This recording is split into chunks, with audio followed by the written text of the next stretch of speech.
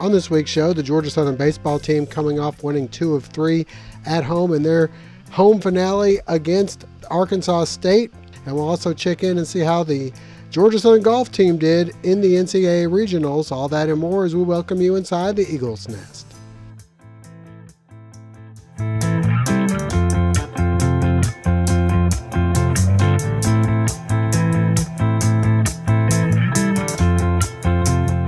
Welcome inside the Eagles Nest. I'm your host, Josh Aubrey, being joined by Mike Anthony, sports editor and Georgia Southern beat writer for the Statesboro Herald. And Mike, once again, the Georgia Southern baseball team wins 2 out of 3.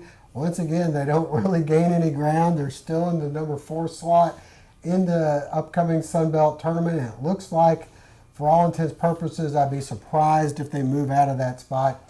But they do, once again, get some good pitching this past weekend.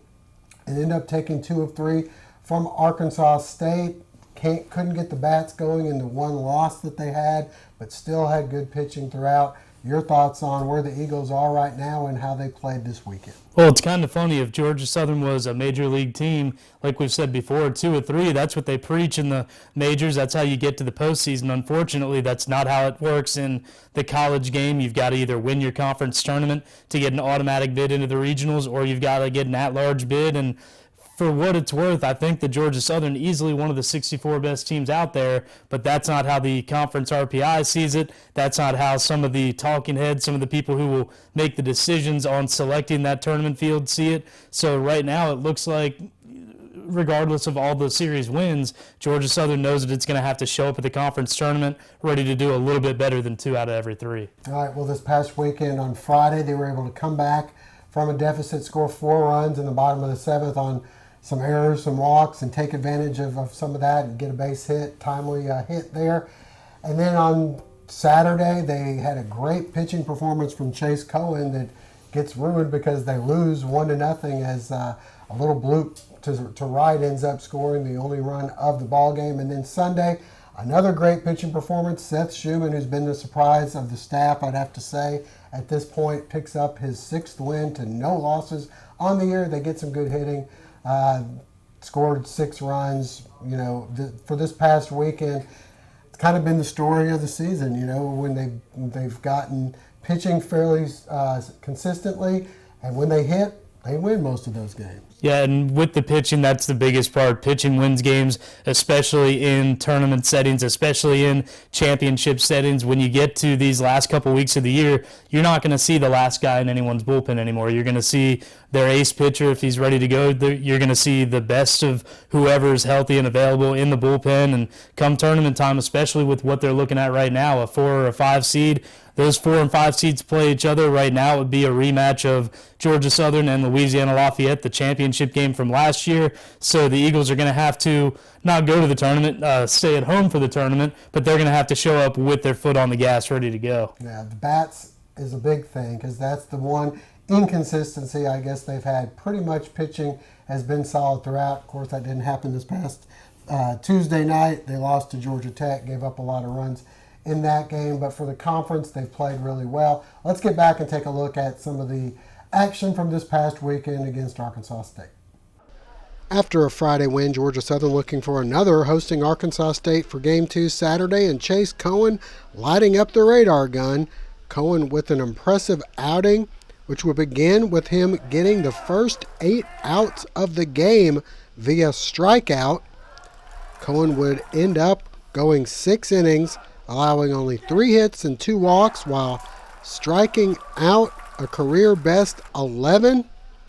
The Eagles, with their opportunities at the plate, here with the bases loaded in the 4th inning, Ryan Cleveland, the batter, but he's unable to do anything as he grounds out to first for out number 3. The Eagle bats being held in check by Red Wolves starter Bradley Welch, who allowed only 3 hits and struck out 5 in 6 innings. Connor Simmons in relief gets a nice play here. Cal Baker makes the tag, and throws to first, and a nice scoop by Ryan Cleveland. The Eagles with another opportunity. Leadoff batter Stephen Curry, taking advantage of the Red Wolves' error, gets to second with no outs. But relief pitcher Tyler Zuber would get Tyler Martin swinging. Then Jordan Wren down on strikes 2. And Mason McWhorter, another strikeout victim. Zuber with 9 strikeouts and only 3 innings of work. This the big play of the game. 2 on, 2 out. And Jordan Wren unable to come up with the bloop.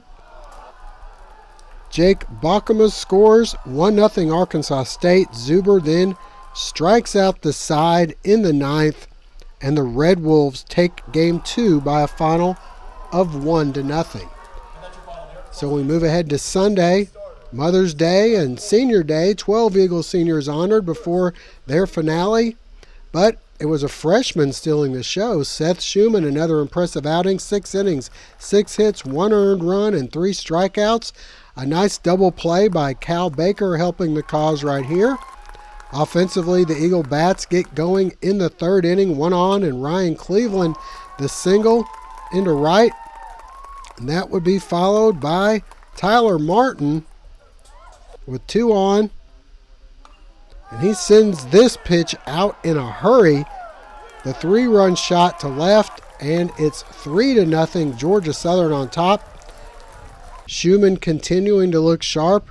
He'd end up improving to 6-0 on the season. The Red Wolves able to touch him up for only 1 run. That comes here. The single to left by Justin Felix, cutting the lead to 3-1. But Schumann able to get out of the jam thanks to the 4-6-3 double play. In the 6th, the Eagles extend their lead. Logan Baldwin pokes the single into left center. It gets by the fielder, allowing 2 runs to score to make it 5-1.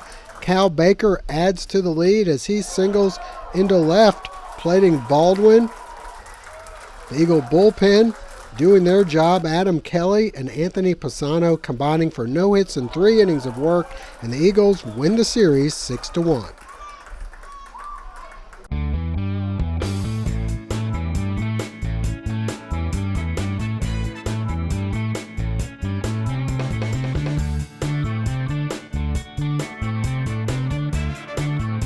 Hey, Miss Thompson, everything's fine. It's going to be no problem. I'll have you done in a few minutes. My name is Paisley Nordhoff, part owner of Complete Car Care, and I want you to come see me.